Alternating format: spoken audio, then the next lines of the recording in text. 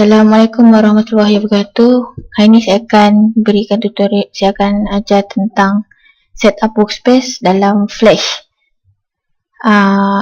Ini workspace kita. Kanan ni tools-tools yang kita guna. Bawah ni timeline untuk animate. Yang putih ni tempat kita buat grafik kita. Ok, first kalau nak setup workspace, pergi ke window. Sini ada toolbar, timeline, action untuk coding. Ini color align untuk buat grafik.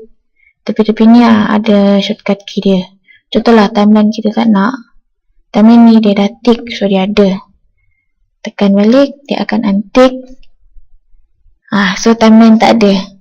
So nak ada balik, tekan. Ok, ada timeline. Tu ada lagi cara lagi senang, kita ambil yang dah default Flash susun.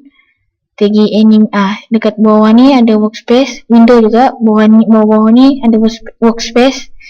Ada untuk animator, ada untuk developer, ada untuk designer. Sini. By default dia akan biasanya buka essential. Ini yang biasanya bila kita buka Flash.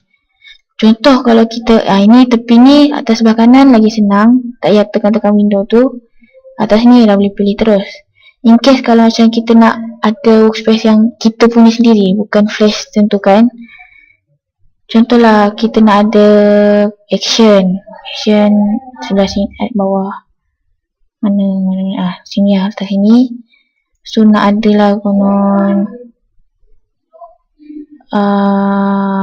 macam ni je lah. So kita ambil tepi atas ni, kita new space, workspace, kita namakan coding. Tekan ok. So bila kita ambil essential yang biasa, dia tak ada yang tadi tu. So, bila kita ambil yang kita dah set up sendiri, dia ada. So senang lah.